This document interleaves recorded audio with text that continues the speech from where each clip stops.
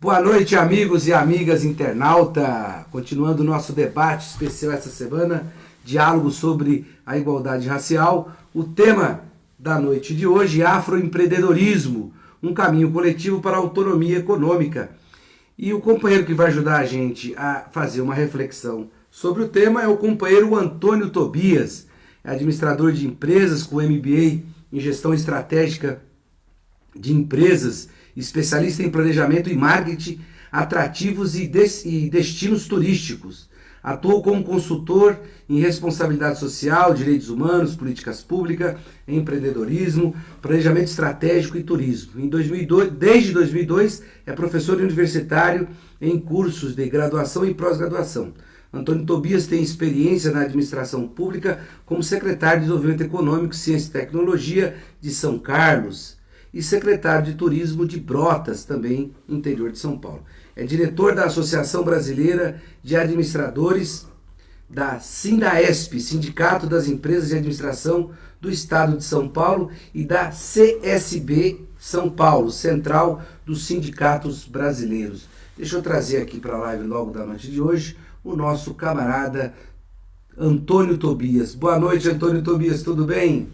Boa noite, tudo bom? Muito obrigado, Hélio, aí pelo convite e parabéns aí por essa semana aí de debates. É um privilégio poder participar com vocês aí. Obrigado, e a gente vai sempre lembrando que quem organizou essa semana foi o nosso querido companheiro Rafael Pinto, né, que sempre ajudou a gente aqui no debate sobre a questão racial. Resolvemos fazer uma semana dedicada ao tema dos diálogos sobre a igualdade racial. Mas antes de começar, Antônio Tobias, como um homem político, queria que você falasse um pouco como é que você está vendo a situação atual do Brasil, de pandemia, de um governo que ora puxa para cá, ora puxa para lá. Você está em São Carlos, você me falou, né? Essa cidade. Sim, São Carlos. Tá frio aí, Antônio? Aqui o vento só sopra aqui, viu? Nós estamos no meio do vale, entre Rio Claro e Araraquara, mas é época de frio, tem que tocar com calma aqui. Sentir muito frio, a gente corre em Ribeirão para passar calor. Para passar calor. Como é que você está vendo esse governo aí, Antônio Tobias? Olha, vou falar como brasileiro, como cidadão, né? Eu vejo com tristeza, né? E também, acho que, sem aprofundar, eu não vejo um governo. Eu tenho a sensação, e aí também já saindo um pouco da questão pessoal, indo para a questão profissional, né?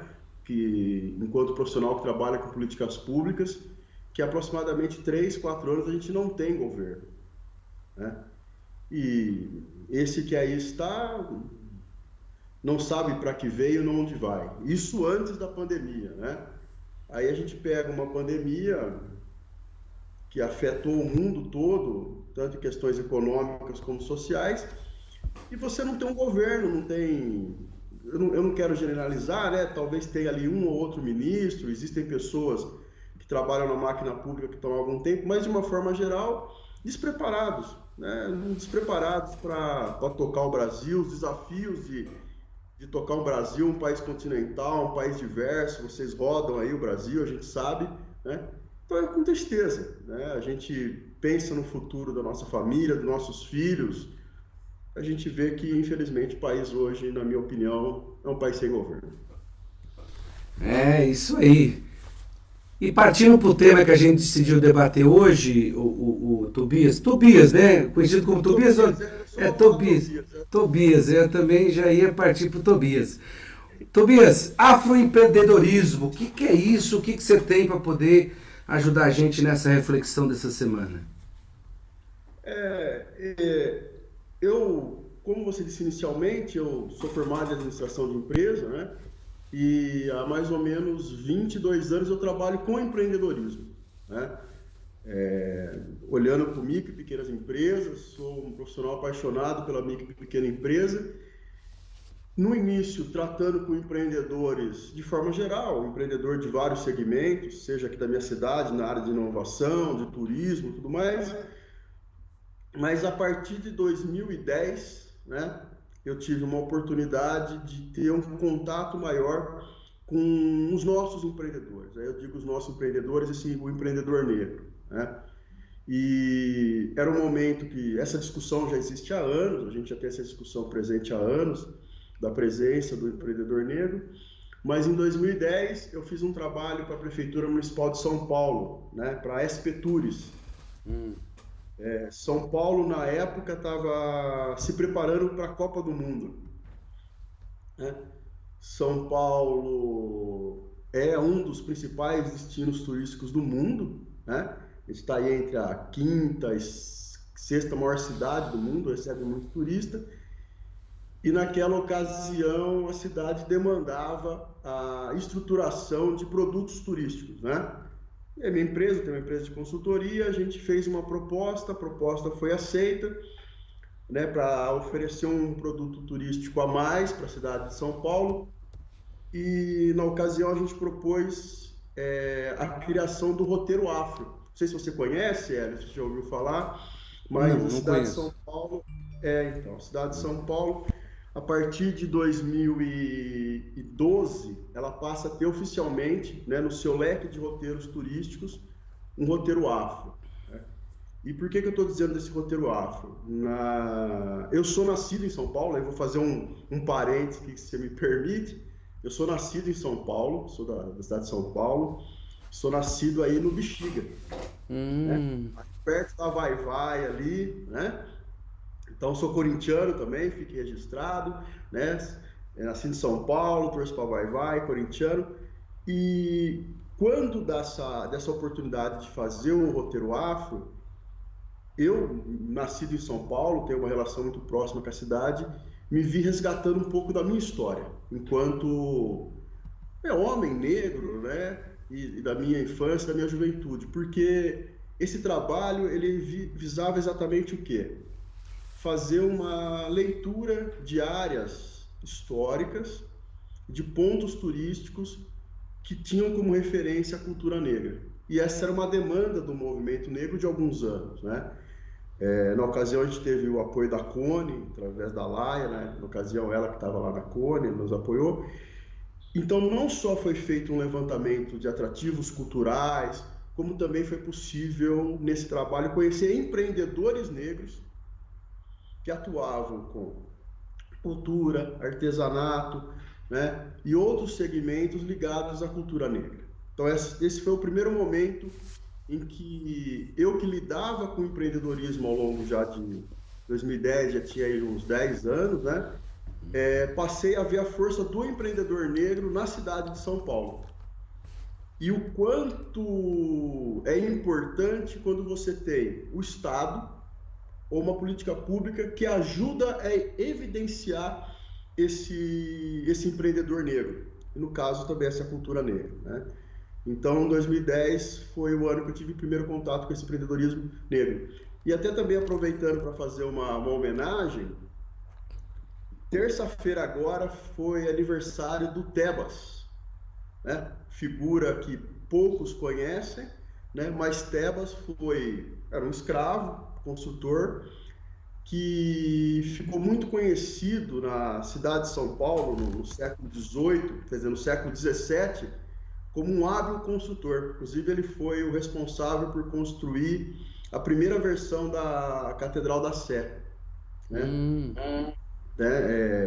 Arquitetos, engenheiros da época não conseguiam, e Tebas foi lá e fez.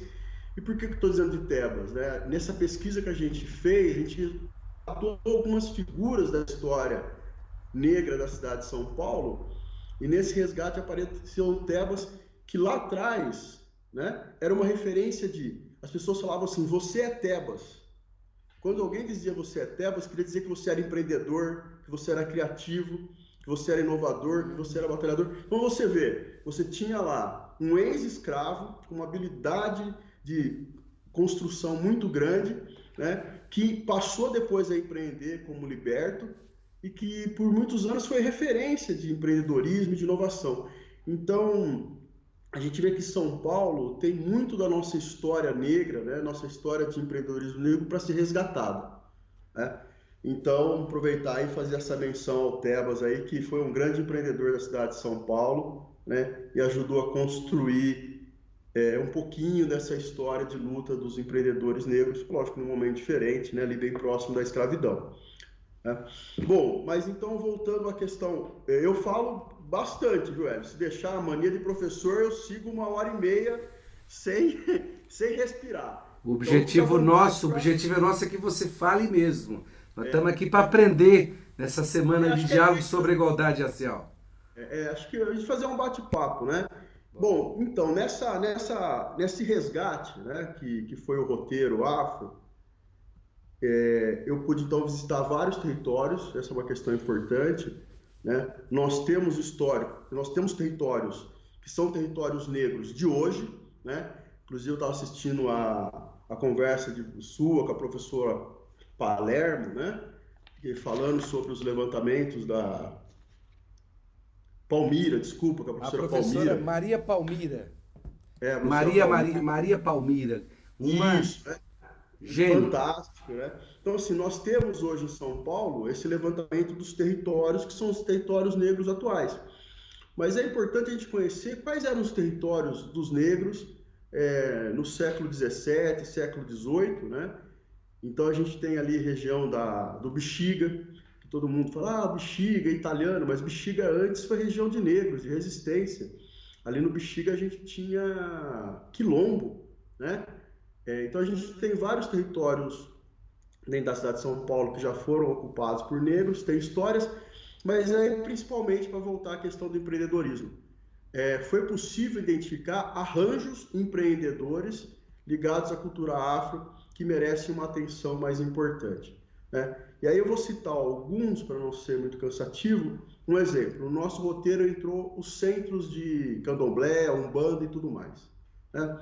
Quando a gente olha para essas manifestações religiosas só enquanto manifestação religiosa, elas são fundamentais, elas devem ser preservadas, né, e devem ser respeitadas. Perfeito. Mas quando eu olho enquanto produto turístico, né, e também como um resgate de uma forma, de uma cultura, de uma comunidade, por ali tem muito empreendedor, né? Pegue as pessoas que produzem animais para sacrifícios em rituais, você gera economia, né? Pessoal que planta ervas, né? Então, existe toda uma cadeia de empreendedores, negros ou não, né? Ligadas, por exemplo, a centros, né? A candomblé, a umbanda. Então, essa é uma coisa que a gente tem que observar, né? E que me chamou a atenção. E pontuar que é necessário que você olhe para esse empreendedor e diga para ele, você é um empreendedor. Essa cadeia que você movimenta em termos econômicos é muito forte, né? Outra cadeia que também é possível identificar relacionada à cultura negra, escola de samba. O que é a escola de samba, né? Em termos de organização, em termos de empreendedores, as mulheres negras, os homens negros ali produzindo cultura, né? Produzindo roupas, fantasias que são manifestação da cultura do nosso povo. Tudo bem que em alguns momentos vem herança de outros povos, é natural, mas manifestação do nosso povo. E o quanto gera a economia de escola de samba, né? E talvez a pergunta mais importante, o quanto da riqueza que gera em torno de escola de samba, ela é distribuída, ela é compartilhada com os empreendedores negros, né? Então, todas essas perguntas eu passei a me fazer, e no caso fazer junto ao meu parceiro na época, que era a Cone, a Prefeitura e a SPTURES, de olhar a cidade de São Paulo, olhar para a cultura negra, olhar para o nosso como negócio, né? Eu, particularmente, por ser da área da administração, por ser da área de empreendedorismo, acredito muito que, através do empreendedorismo, é possível, sim, e é um caminho para que a gente possa valorizar, resgatar, né, os empreendedores negros e a comunidade negra, né? Não sei se quer perguntar alguma coisa, fica à Não, ô, vontade. Tobias, ninguém vai estar me escutando, só você. Pode discorrer, eu só vou abrir a porta aqui. Faz, eu só, tá bom? Eu vou sair daqui da sua frente, mas você pode ir falando, pode discorrer, eu só vou abrir a porta que eu tô sozinho em casa e fica na boa, mas Tá. toca o barco aí, pode tocar, de boa. Quando a gente olha também, né, olhando para a questão da cidade de São Paulo, nós temos empreendedores, homens e mulheres, né, negros que trabalham para a área gastronômica. Existe um conjunto de empreendimentos, empreendedores ligados à área gastronômica, né? Então, a gente conseguiu fazer um breve levantamento de que, a partir de uma valorização, né, de um incentivo desses empreendedores, a gente daria maior visibilidade para esses empreendedores que valorizam a questão gastronômica, com referências às origens negras da cidade, e as manifestações culturais, né? Eu estava acompanhando essa semana, né? Eu vou até tomar a liberdade de citar, não é um assunto que eu domino, mas eu estava acompanhando a live do nosso companheiro aí, do Bruno Ramos, né? Falando sobre o funk, falando sobre as nossas manifestações culturais, o próprio grafite, né? Então, tudo isso são jovens negros e negras que manifestam sua cultura, sua arte, né? Expressam isso dentro dos seus territórios, dos mais diversos territórios da cidade de São Paulo, mas que também poderia ser visto como oportunidade de negócio. Esse é o grande desafio, né? Quando você identifica essas mais diversas manifestações, seja o funk, seja o samba, a escola de samba, né, o grafite e assim por diante, você identificando essas manifestações culturais, né, a gastronomia, você dá suporte para que os nossos empreendedores eles possam se desenvolver enquanto empreendedores, gerando renda, né, gerando emprego e fortalecendo a nossa comunidade. Então esse é um grande desafio que foi possível, né, nesse trabalho que foi feito em São Paulo, foi possível para a gente estar visualizando, né, como esses empreendedores estão presentes no dia a dia, né, eles estão movimentando a economia, fora a questão do poder de compra da própria comunidade negra, né, mas vamos olhar para a questão do empreendedorismo em si. Fora como esses empreendedores movimentam no dia a dia e não havia uma visibilidade, né? Volto a dizer, já aparecia como pauta de discussão dos movimentos negros a questão de apoio ao empreendedorismo, né? Mas não era dado visibilidade para esses empreendedores e a importância desses empreendedores dentro das comunidades. Sempre lembrando que o empreendedor, né, naquela comunidade onde ele atua, né, é ele que vai gerar emprego, ele que vai distribuir renda. Infelizmente, nesse momento que a gente está passando agora da pandemia, né, da função do Covid, muitas pessoas estão conseguindo entender através desse efeito negativo, né? Mas a força e a importância que tem o pequeno, médio empreendedor, o pequeno empreendedor que está na nossa comunidade, porque é ele que dá emprego para o seu primo, que dá emprego para o seu vizinho, né? É ele que ajuda aquela comunidade a ser desenvolvida, e na cidade de São Paulo não é diferente, né? E a cidade de São Paulo, sendo uma das maiores metrópoles do mundo, né? Também tendo uma das maiores, acho que a maior população negra, né, de todas está em São Paulo, né, não tenho certeza dos números, mas acho que tudo isso é uma forma da gente poder incentivar com que esse empreendedor possa sair, né. Na ocasião também, ainda falando um pouco desse trabalho que a gente fez do roteiro, né, o turismo como negócio, ele tem várias facetas, mas uma das facetas dele é você conseguir valorizar algumas manifestações culturais, né? Valorizar a manifestação cultural. Saindo um pouco da cidade de São Paulo, se a gente pegar ali, por exemplo, vou dar um exemplo que eu conheço. Se você pega ali Ubatuba, divisa com o Rio de Janeiro, ali, Paraty-Mirim, você tem ali algumas comunidades quilombolas, né? Comunidades quilombolas que estão ali há vários anos, trabalhando a questão artesanal, métodos de produção, né? Produção de farinha artesanal e tudo mais, né?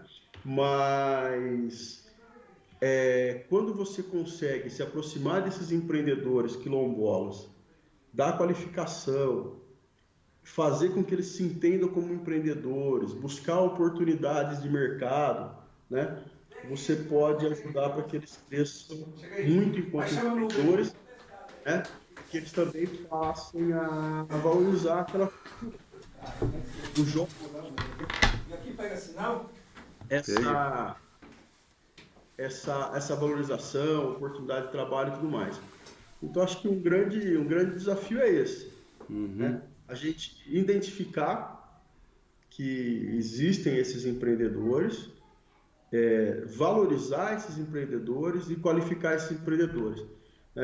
Ainda nesse caso do roteiro turístico de São Paulo, acho que foi um caso bacana. Para mim, pessoalmente, me possibilitou um resgate, né?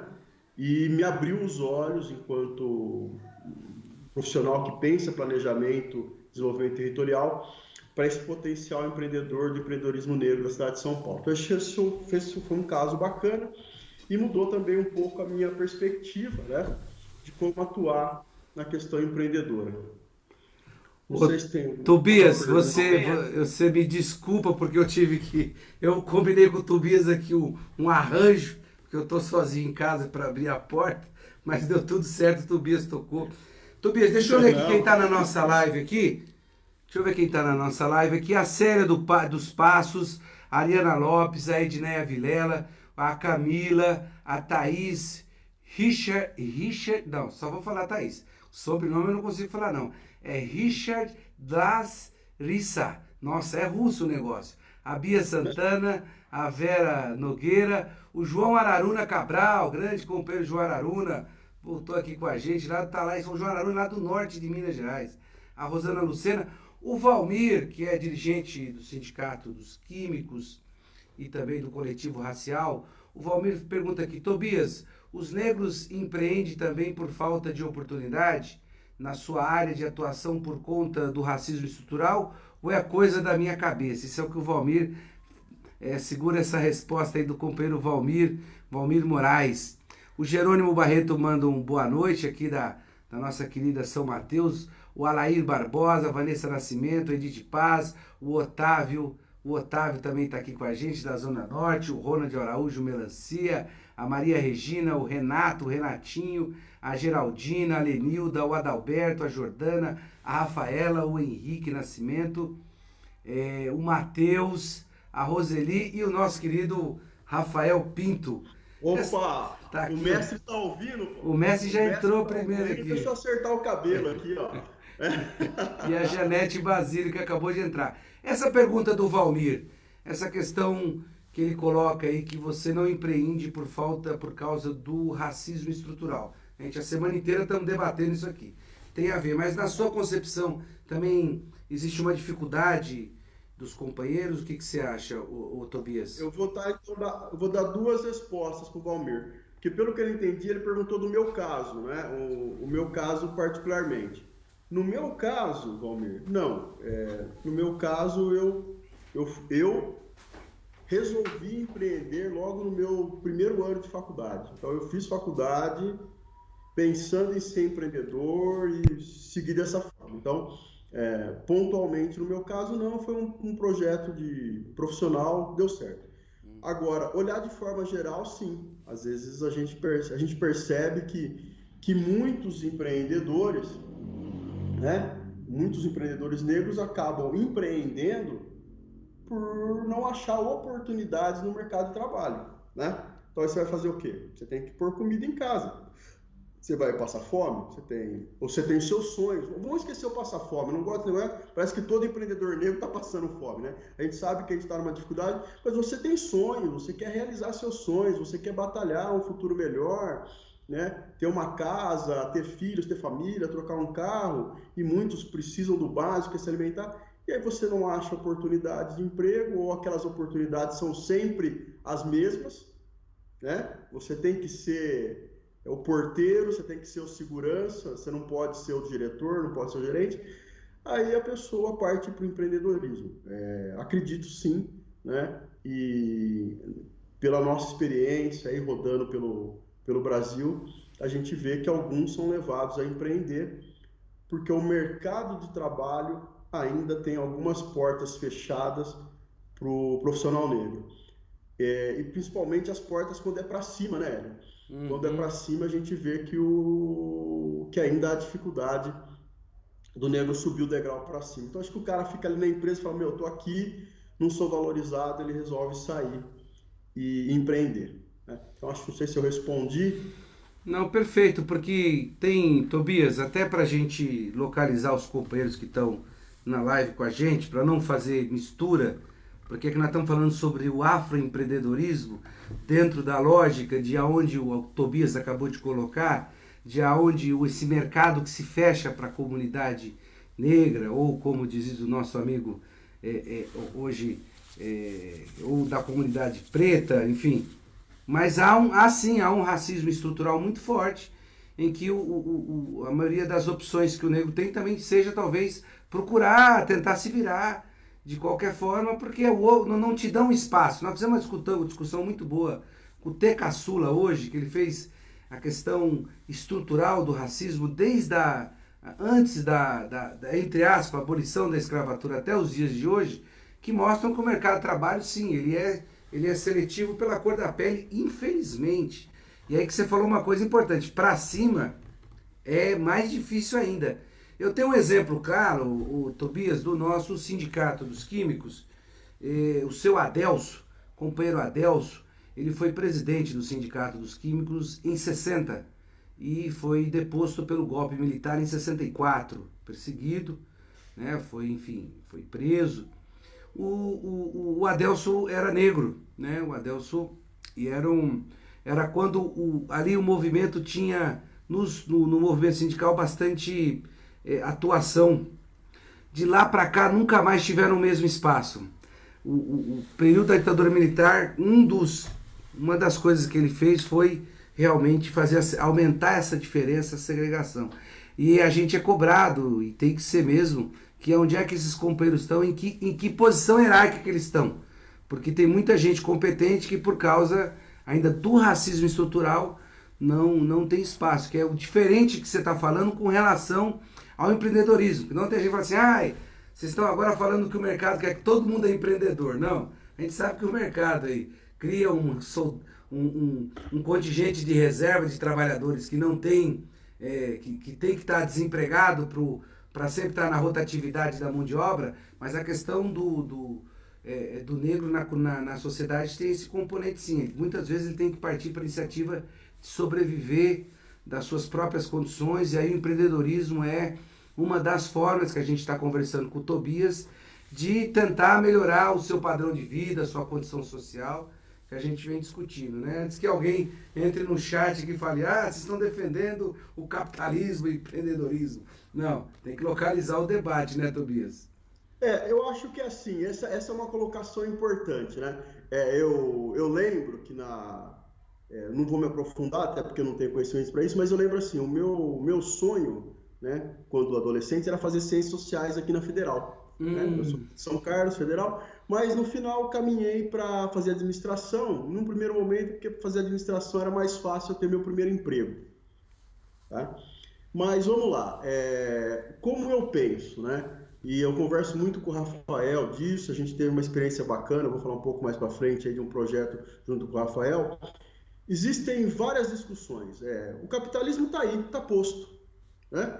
A gente pode até, né, discutir aqui as mazelas do capitalismo, como mudar e tal, mas é o seguinte, amanhã cedo a pessoa tem que levantar e tem que ter comida na mesa, tem que ter arroz e feijão no prato. E acho que uma das formas de você buscar isso é empreender e ter capital e ter dinheiro, né? E você pode sim, através da atividade empreendedora, e isso não é uma defesa necessariamente do capitalismo, mas é se preparar para lutar com as regras do jogo que está posto, você pode, através do empreendedorismo, dar poder para o jovem, para a mulher negra, para o homem negro. É uma realidade, né?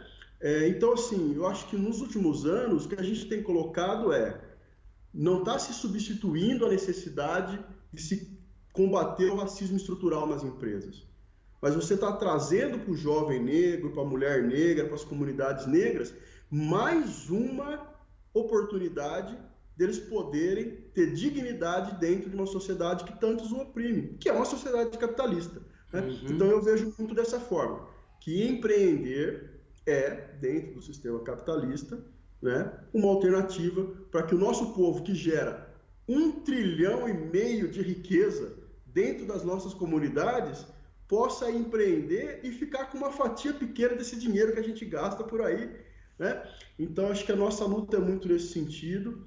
É uma luta que o Rafael, o seu João do Seabra em São Paulo tem feito há anos, mas que ela tem aberto hoje uma trincheira maior, que permite que a gente discuta, que permita que a gente converse, por exemplo, com grandes organizações e diga o seguinte, eu vou pegar de novo um gancho da live de vocês, né? Prefeitura Municipal de São Paulo, de quem você compra? Eu fiz a lição de casa, de quem vocês compram? A prefeitura já fez esse mapeamento, e aí é uma outra discussão, que é essa falta de continuidade de políticas públicas. Mas a prefeitura, né, na gestão do Haddad, fez um mapeamento dos fornecedores da prefeitura, qual era o perfil racial dentro da empresa desses fornecedores, né? Peraí, os meus fornecedores, eu olho lá, 100% são empreendedores não negros. Ok, nada contra isso. Mas será que eu posso, então, criar uma política pública de qualificar, preparar, para que empreendedores negros também forneçam para a prefeitura? Posso, né? Não só digo que posso, como foi feito, né? Eu lembro que, na ocasião, algumas secretarias da prefeitura, pode vai me falhar a memória, já tem alguns anos, mas acho que foi Secretaria de Direitos Humanos, mais Secretaria de Trabalho, Emprego e Renda, talvez o Rafael lembre, eles qualificaram grupos de empreendedoras negras que faziam coffee break, elas se uniram e passaram a participar de edital. Então, veja bem, é bom, empodera, põe dinheiro na mão dessa mulher empreendedora, né? Então, acho que esse é um caminho. Não vai resolver todos os problemas, não é isso, mas a gente tem que sentar na mesa e poder discutir. Ô, prefeitura, peraí, política pública de saúde não chega, educação não chega, né? Nada chega pra gente. Então, um atendimento médico na região central é feito em 5 dias, quando é para a população negra demora 30. E os fornecedores também são todos brancos. Por quê? Então, vamos qualificar, vamos discutir, a gente tem que estar preparado para esse debate e para conquistar mais esse espaço, né? O empreendedor estando pronto é direito dele. Eu acho que é isso, eu penso dessa forma. Tobias, não é para você ficar com medo, eu já tô, mas não é para você ficar, porque eu já fiquei. Porque acaba de entrar aqui a nossa querida professora Maria Palmira da Silva, que deu aquela aula maravilhosa, e nós queremos discutir com ela esse índice que ela coloca sobre essa questão de combate à desigualdade social, à desigualdade racial, desculpa, e aí você entrando exatamente nessa discussão com os fornecedores da prefeitura. Uma prefeitura que tem, de São Paulo, que tem só uma receita de 70 bilhões por ano, acho que dá para fazer bastante coisa na questão do antirracismo. Então ela já está aqui com a gente, vendo se a gente aprendeu o que ela falou, né? Professora veio. Eu acho que esse é o grande... Eu vejo como grande desafio e grande oportunidade, né, Hélio? A gente estava falando, inclusive, em cima da fala da professora mesmo. Alguns trabalhos já foram feitos, a prefeitura mapeou. Também não vamos entrar no detalhe que existem algumas dificuldades legais de você obrigar. Ok? Eu acho que não é esse o caminho. Mas não existe nenhum impedimento legal nem ético de você qualificar, preparar e dar oportunidade para que esses empreendedores negros sejam fornecedores. E volto a dizer, pontualmente, eu vi que a Prefeitura de São Paulo já conseguiu fazer alguns momentos, a gente tem alguns casos aí pelo Brasil afora. Mas é isso. Meu, 70 milhões, 70 bilhões de orçamento? 70 bilhões anual. Aqui. 70 bilhões anual? Quem será que... e aí eu vou fazer um paralelo importante, tá? Foi aprovado alguns anos atrás a Lei Geral da Micro e Pequena Empresa. Uhum. Na Lei Geral da Micro e Pequena Empresa, você criou-se alguns mecanismos para facilitar a participação da pequena e média empresa nos editais de grande volume de dinheiro de poder público, né? Se a gente olhar para a nossa população, a gente vai ter que os nossos empreendedores são empreendedores de pequeno porte para meio, para informal, né? Então, você tem que chegar para esses empreendedores e dizer, olha, tem a lei aqui da micro e pequena empresa que criou uma situação diferenciada para o pequeno empreendedor. Você tem um edital lá que é de 300 mil, você não precisa entrar sozinho, você pode entrar em 5 empresários pequenos negros para atender aquele edital. Só que essa informação tem que ser levada.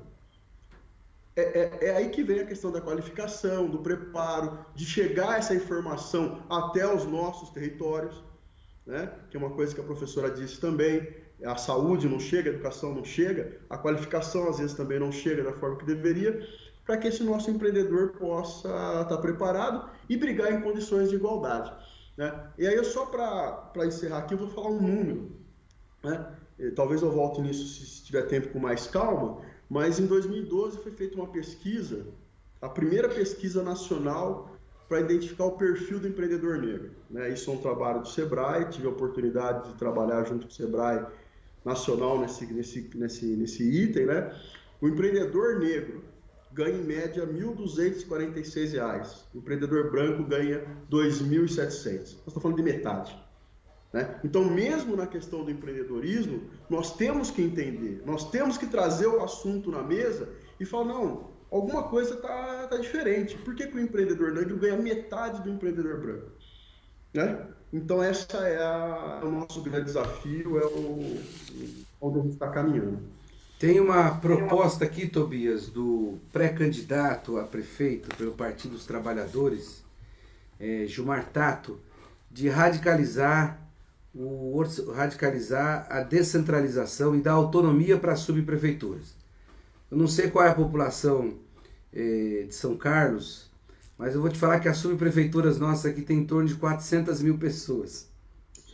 Então, nós temos 32 subprefeituras e nessas questões, se você radicaliza a descentralização, você faz com que a subprefeitura possa fazer a contratação do serviço na região, na localidade, e é onde você vai ter aí o protagonismo de muitos atores, e aí seria importante a gente ter um projeto como esse do afroempreendedorismo para que pudesse dar suporte para participar das concorrências, das licitações que tem no serviço público. Então, para você ver que uma ação como essa, ela já começa a atuar de uma outra forma na questão da desigualdade racial muito fortemente, né? Acho que isso é uma questão boa. Mas você tem experiência também quando você teve aí em São Carlos, na Secretaria de Desenvolvimento Econômico, e eu queria saber um pouco mais como é que foi esse trabalho e você com esse olhar seu sobre a questão do afroempreendedor.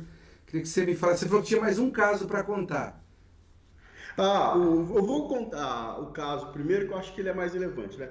Que é o trabalho que eu fiz, que deu a oportunidade de conhecer o Rafael em 2012, que foi o Projeto Brasil Afroempreendedor, né?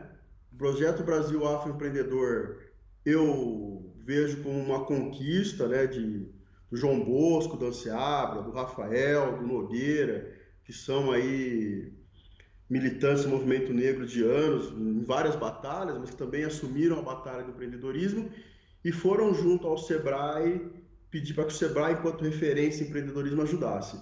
Eu, por questões profissionais, já atuo junto ao Sebrae desde 2005, né?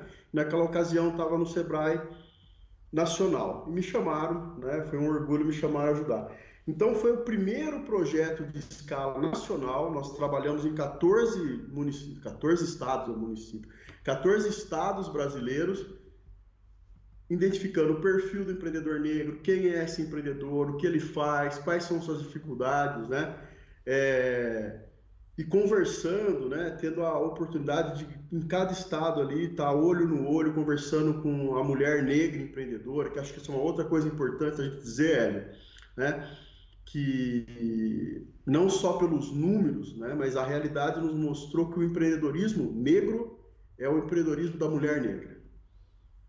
Da mulher negra, que é arrimo de família, que cria os filhos, e que também ser empreendedor é uma coisa, ser empreendedor mulher é uma outra coisa, e ser mulher empreendedora negra é uma outra coisa, né? Então você tem que ter um olhar para poder lidar com essa situação, valorizar essa mulher empreendedora.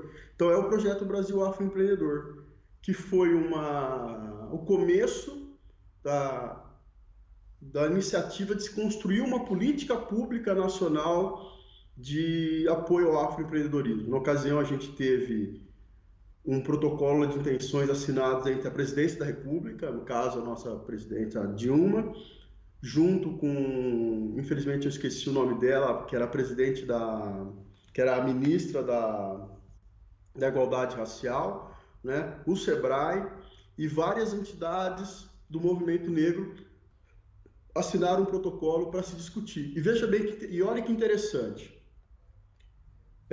já faz algum tempo, mas hoje o Brasil tem algo em torno de 13 milhões de empreendedores negros. Empreendedores negros são maioria, né? Quando o SEBRAE assina essa política, essa iniciativa de política pública de valorizar o empreendedorismo negro, ele faz essa pesquisa com recorte racial e pela primeira vez no Brasil, né, esses empreendedores negros saíram para cima e foram detectados por radar. Então não se discutia o empreendedorismo negro fora do movimento negro, fora dos territórios negros, né? Quando o SEBRAE vem com essa pesquisa, Jornal Nacional, grande rede, grande mídia, dizendo, naquela época eram 11 milhões e 800 mil empreendedores negros, as entidades começaram, mas de onde veio esse pessoal? Você começou a dar visibilidade. Eu acho que isso foi muito importante na discussão, porque quando você chega com um número de 12 milhões de empreendedores, fica difícil, Hélio, não assumir que há necessidade de se desenvolver estratégias para fortalecê-los, né?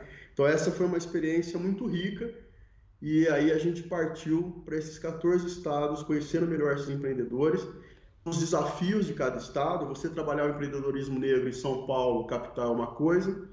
A gente teve a oportunidade de estar no Maranhão, né? Onde você tem um outro perfil, né, de empreendedores. Então, acho que essa é uma experiência que trouxe pequenos frutos, que inclusive um deles é a lei municipal, né?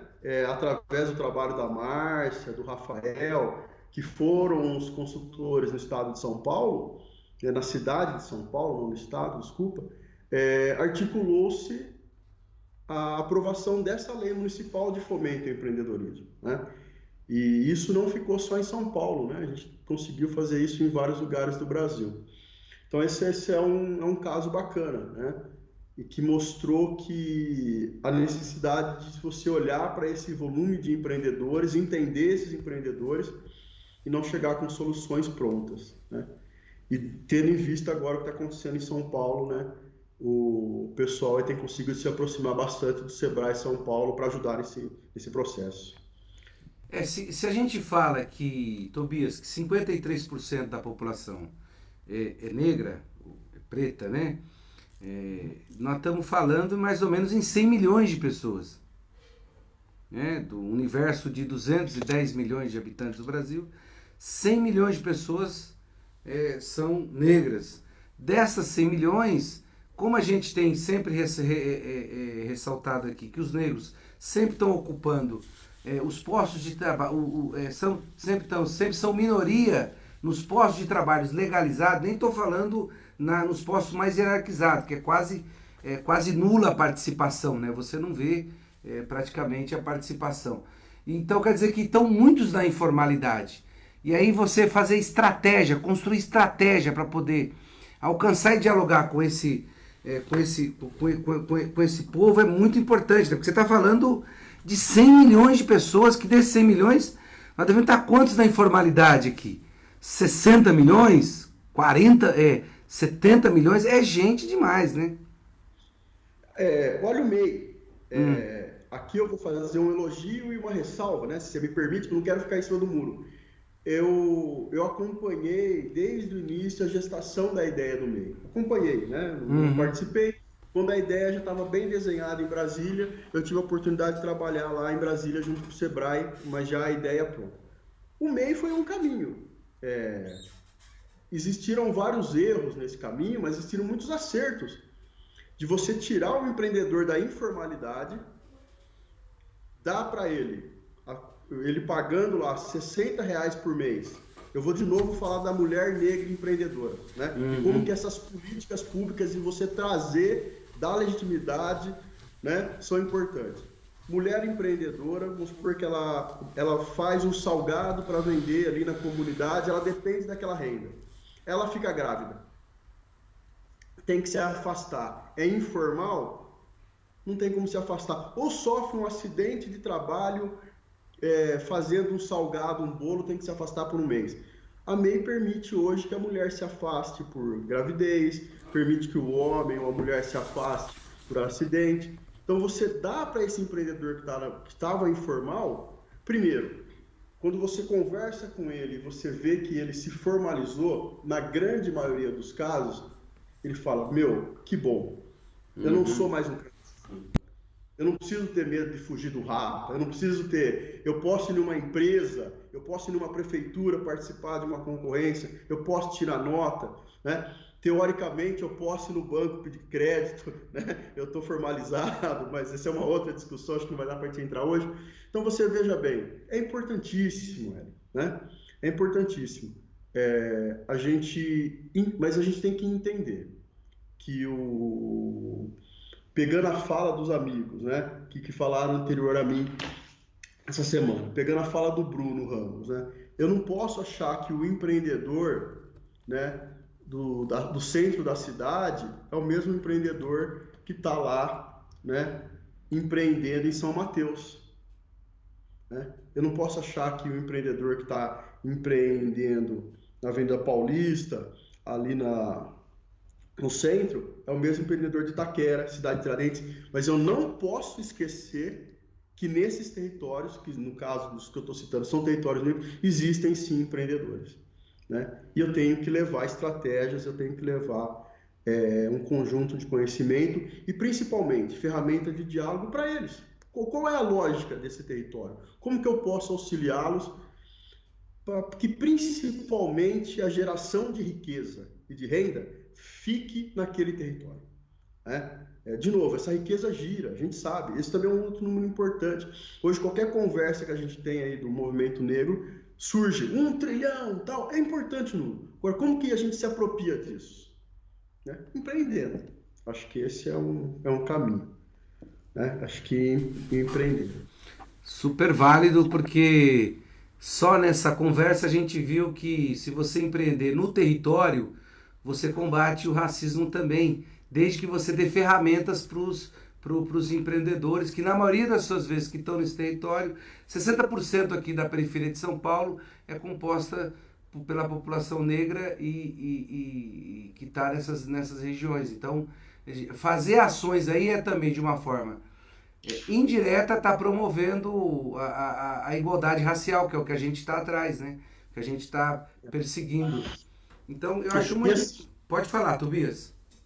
E assim, a gente tem sempre que tocar nesse assunto. Ninguém está dizendo que lá em São Mateus não pode ter um branco empreendendo, não pode ter um indígena empreendendo. Não é isso, né? Não é isso. É simplesmente pegar essas comunidades onde tem uma grande presença de jovens, de mulheres, de adolescentes negros e dizerem para eles, olha, vamos criar perspectiva, vamos criar referência, vamos voltar lá no Tebas, do começo da nossa conversa, né? Olha, vamos criar perspectiva. Como que você cria perspectiva? Você pode ser o executivo de uma empresa, porque tem algumas empresas que estão abrindo caminhos para que você estude, se forme e seja um executivo, como você pode, dentro da sua comunidade, também ser empreendedor, dono do seu próprio negócio. Perspectiva, né? Quando você oferece perspectiva, você oferece caminhos, né? Isso é fantástico para o jovem, para a comunidade e tudo mais. Então é isso. Eu acredito muito na força do empreendedorismo, né? E a gente vive um momento que está mostrando isso, que é o empreendedor que no final, até independente do estado ou não, ele tem que acordar cedo e garantir o seu ganha-pão, o seu dia a dia, né? É isso que eu penso. Tobias, tem aqui o Renatinho, está perguntando para você o seguinte: qual é o seu olhar sobre a economia solidária, que também é uma forma, né, de empreender? Sim, eu acho ela importante, é empreendedorismo, tá? Aí eu vou fazer o meu recorte.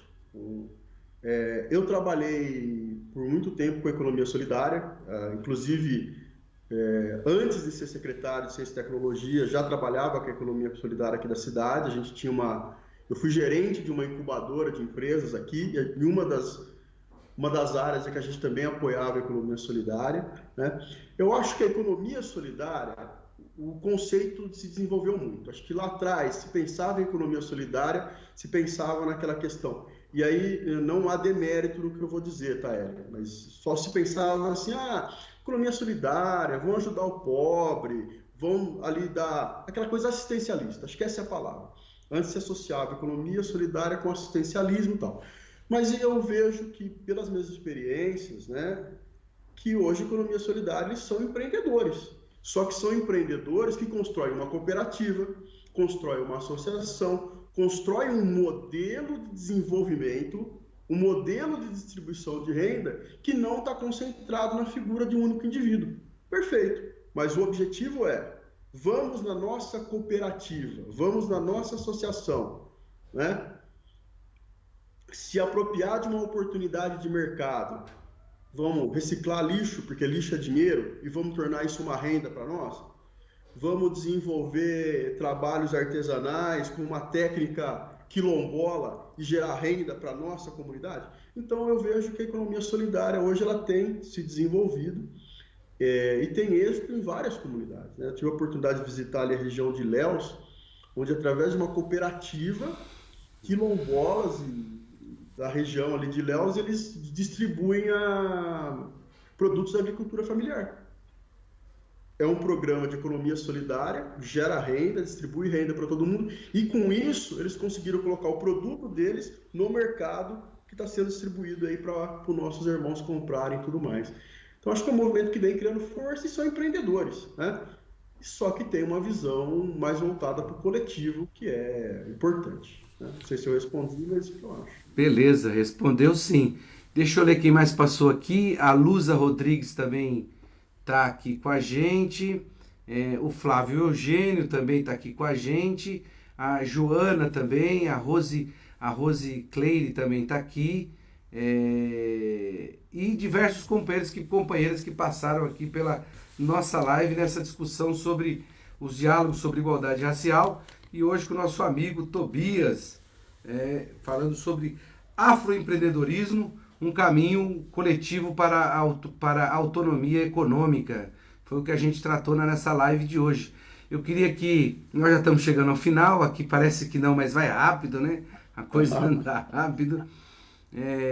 Queria agradecer demais, Tobias, a sua participação, você trazer um tema que foi muito interessante discutir aqui, porque a gente tem discutido a questão da desigualdade racial muito nessa live, e o Rafael bem pensadamente construiu uma semana que a gente pode conversar de mais coisas, além do que a questão só que a gente está vendo do cotidiano aí, infelizmente, do massacre da população negra. Quer dizer, tem saída, tem alternativas, e o Tobias trouxe aqui um debate sobre afroempreendedorismo. Eu já vi bastante esse debate, inclusive em algumas atividades que a gente foi, desfile de moda do pessoal do afroempreendedorismo, muito bacana, produtos, né, destinados a um público específico, e eu queria que você fizesse as considerações finais, e agradeço muito a sua participação. Muito obrigado.